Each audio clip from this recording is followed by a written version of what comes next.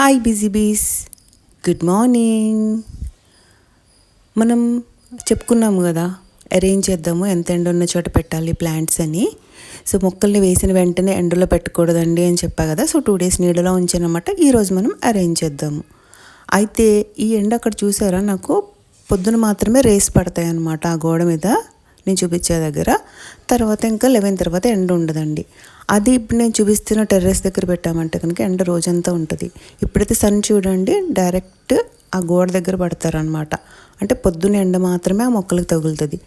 So మనం పెట్టే మొక్కలకి ఆ ఎండ సరిపోతుంది, ఎందుకంటే అవి చిన్న చిన్న ప్లాంట్స్ కదండి, అది కూడా హైబ్రిడ్ వెర్షన్ కదా. సో వాటికి ఆ ఎండ సరిపోతుంది. ఎక్కువ ఎండ ఉంటే తట్టుకోలేవు. అలానే ఎండ లేకపోతే ఫ్లవరింగ్ ఎక్కువ ఉండదు. మీరు ఎప్పుడైనా అబ్జర్వ్ చేయండి, ఫ్లవర్ ప్లాంట్స్కి ఎండ ఎక్కువ ఉంటే ఎక్కువ పూలు పూస్తాయి, ఎండ తక్కువ ఉంటే తక్కువ పూలు పూస్తాయి. ఈసారి ఎప్పుడైనా మీరు అబ్జర్వ్ చేసి చూడండి. సో మనం ఈరోజు ఈ స్టాండ్ పెట్టుకొని ఈ ఫ్లవర్ పాట్స్ని అరేంజ్ చేద్దాం. ఈ ప్లాంట్స్ మీరు చూసారు కదా, ఇదైతే నాకు చాలా నచ్చిందని చెప్పా కదా. అది చాలా చిన్న ప్లాంట్, బట్ ఎన్ని పువ్వులు పోస్తుందో చూద్దాం మనము. సో అవన్నీ మొత్తం నిన్న వేసిన పువ్వుల మొక్కలన్నీ కూడా మనం ఆ స్టాండ్ పైనే పెట్టేసుకుంటున్నామండి. మీకు ఒక్కొక్క ప్లాంట్ ఎందుకు చూపిస్తున్నాను అంటే, నెక్స్ట్ మళ్ళీ నేను అప్డేట్ చేసినప్పుడు ఈ మొక్కలన్నీ బతికే ఉన్నాయా లేదా మీకు తెలియాలి కదా. అంటే ఫస్ట్ ఏదో ఒక వీడియో చేసేసి అందమైన పువ్వులు పెట్టేసి మళ్ళీ నెక్స్ట్ ఇంక వేరే పువ్వులు పెట్టేసి అట్లా కాకుండా ఈ మొక్కలు ఎలా సర్వైవ్ అయ్యాయి, ఎండి పువ్వులు పూసాయి మీకు చూపిద్దామని. అప్పుడు ఫాలో అవుతారు కదా మీరు ఆ టిప్స్ అండ్ ట్రిక్స్ అని. అండ్ ఏంటంటే చామంతి మొక్కలే కాకుండా నేను మొన్న ఒక దగ్గర సీజనల్స్ కూడా కొన్నానండి. మనం వెళ్ళిన నర్సరీలో చామంతులు కొన్నాను. ఇది మాత్రం ఒక సీజనల్ ప్లాంట్స్ ఒక 3 కొన్నాను అనమాట. ఇవి బ్రతుకుతాయా అని మీకు డౌట్ రావచ్చు. ఎండలోనే పెట్టాలి, చాలా పువ్వులు పూస్తాయి. నేను బిఫోర్ లాస్ట్ ఇయర్ ఇలాంటివి తీసుకొచ్చి పెంచానండి. చాలా బాగా పెరిగాయి. అందరూ పెద్ద కుండీల్లో వేయాలనుకుంటున్నారు, కానీ అవసరం లేదు, చిన్న కుండీల్లో అయినా కూడా పూస్తాయి. చూడండి ఇవన్నీ లాస్ట్ ఇయర్ ప్లాంట్స్. వాటి పాట్స్ చూస్తే కనుక మీరు చాలా చిన్న చిన్న పాట్స్. అప్పుడు నేను పాట్స్తోనే కొనేసాను, చిన్న చిన్న కుండీలతో. అలాగే సర్వైవ్ అయ్యాయి. అలాగే సీజనల్ ప్లాంట్స్ కూడా వాడిచ్చిన చిన్న చిన్న ప్లాంట్స్లోనే మార్క్ చేశాను కదండి, ఆ ఫ్లవర్స్ అన్నీ అవే వాటిలోనే ఉంచాను. చాలా పువ్వులు అయితే పూసాయి.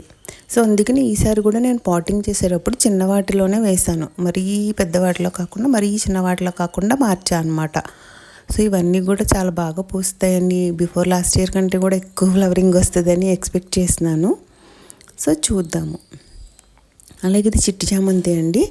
బిఫోర్ లాస్ట్ ఇయర్ది చాలా పెద్ద చిట్టి చామంతి, అది పెద్ద కుండీలు వేసాను, చాలా ఫ్లవరింగ్ వచ్చింది అసలు. ఇదేం చెప్పారంటే వాళ్ళు, చిట్టి చామంతి హైబ్రిడ్ వెర్షన్ అన్నారనమాట.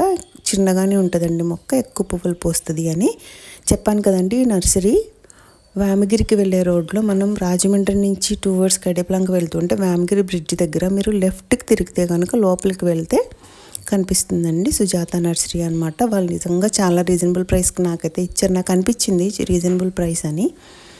ఇంకా వస్తాయన్నారు వెరైటీస్, వచ్చిన తర్వాత ఫోన్ చేస్తామన్నారు. ఆవిడ మాట్లాడడం చెప్పడం కూడా మొక్కల గురించి చాలా బాగా చెప్తున్నారు. సో ఇవన్నీ మనం పెంచి చూద్దాము.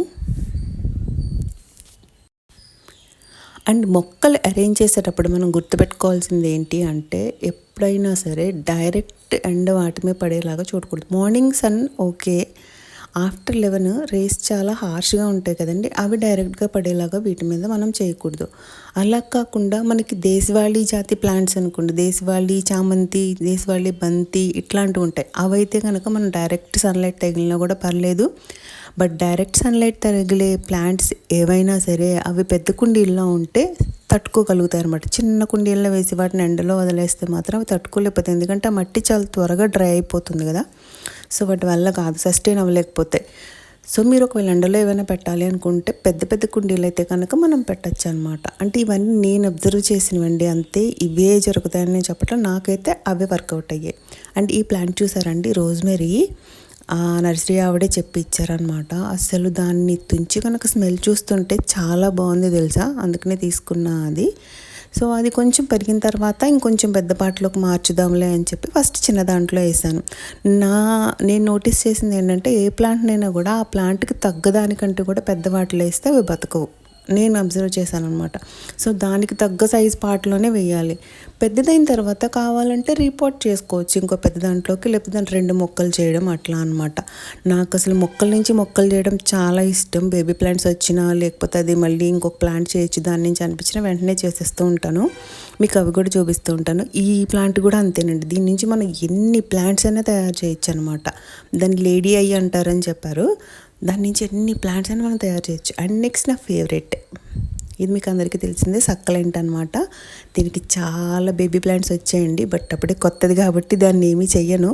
కొన్ని రోజులు అయిన తర్వాత దాని బేబీ ప్లాంట్స్ తీసి కూడా మనం రిపోర్ట్ చేద్దాము, ఎలా పెరుగుతాయో చూద్దాం. ఓకేనా? ఇదండి మన మొక్కల అరేంజ్మెంట్. అండ్ మనం తెచ్చిన పామ్ ట్రీ కూడా చిన్న పామ్ ట్రీ ఇది. సరే చూద్దాం. దాంట్లో కూడా చూసారు బేబీ ప్లాంట్స్ చాలా ఉన్నాయి. సరే వాటి నుంచి కూడా ప్లాంట్స్ తయారు చేద్దాం కదా అన్నట్టుగా కొన్నానది. చూద్దామండి.